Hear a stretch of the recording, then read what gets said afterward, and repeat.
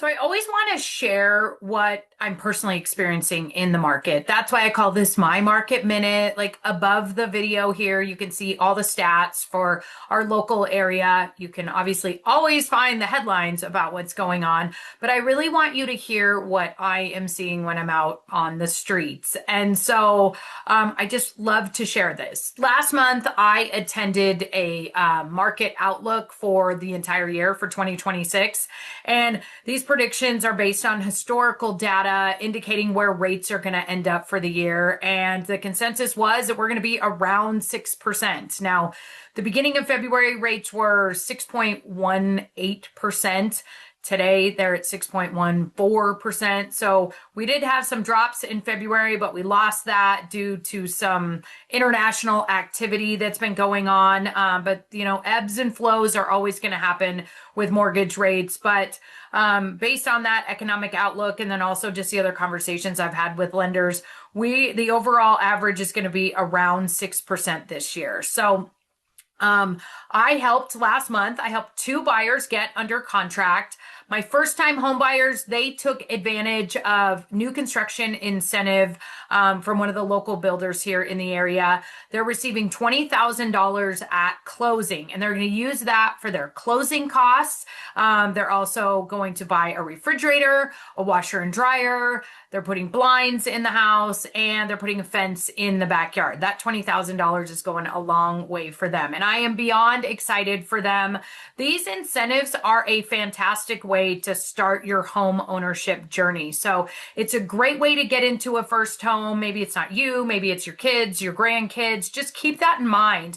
This doesn't have to be your forever home. If you're like, oh, the lots are smaller, I didn't really want to be in a subdivision. Is this the way that it starts your home ownership journey, though? Does it get you in that first house where you can build equity and then use that equity to buy your next home? I always say, look at it as a stepping stone. And I'm so excited for my clients in their first stepping stone.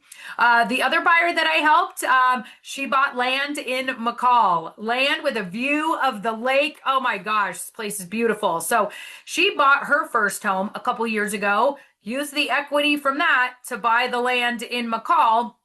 And I was joking with her the other day at her closing. I was like, now you have a real estate portfolio. And she was like, oh, I'm like, yes. I'm like, you started your real estate portfolio. So she doesn't have to build right away. So now the next step for her is to save up money so that she can start the construction project process in a few years. And she's going to take it small steps. But guess what? It's creating a big dream for her. And I always say real estate is a wealth creator. So congratulations to her as well. And then also last month, I helped a lot of my sellers get prepared to list their house this spring. And I have seen firsthand, I've also felt it, like I'm an empath. I feel it with you. How nerve-wracking the home inspection timeframe can be once you get an offer, you get under contract. It can be very nerve-wracking. And I look at myself as a guide, and I want to guide you through this process. And if I can, I want to alleviate as much stress as possible for you. So I created this list, which I call How to Derail Your Sale. And I share this with my clients before they go on market. So there's items on here like, do you have an old roof? Because roofs are a big deal right now for our local insurance companies, nationwide insurance companies. They're making it more expensive for homeowners to get a home insured that has an older roof. So my recommendation, I'm not saying you need a new roof. I'm not a roofer, but let's get a roof inspection before listing so we know going in, are you going to be asked to repair your roof? Are you going to be asked to replace your roof? How's your roof? Like, it takes away some of that unknown. Some of the other things that I'm like, how old is your HVAC system? How old is your water heater? Let's get those serviced before we go on market. Then we can provide those receipts to potential buyers and they feel more confident going, oh, this has just been serviced. I always say, if you have an older HVAC system, it doesn't mean it has to be replaced. I'm like, but let's prove to them that it's fully functioning and in good condition.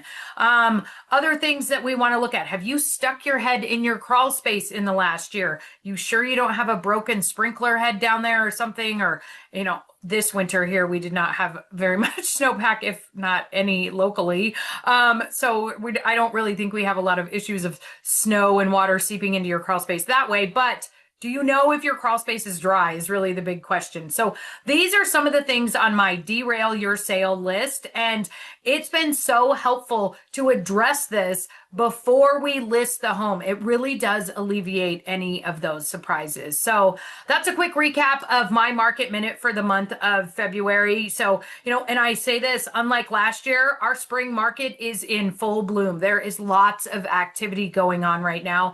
I'm always happy to chat with you about buying or selling or even home maintenance, or home remodel plans. I'm not a remodeler, but I mean, if you're thinking about a pool this summer, call me. I got a guy. I know a guy. So hopefully that helps. Have a fantastic day and thanks for tuning in.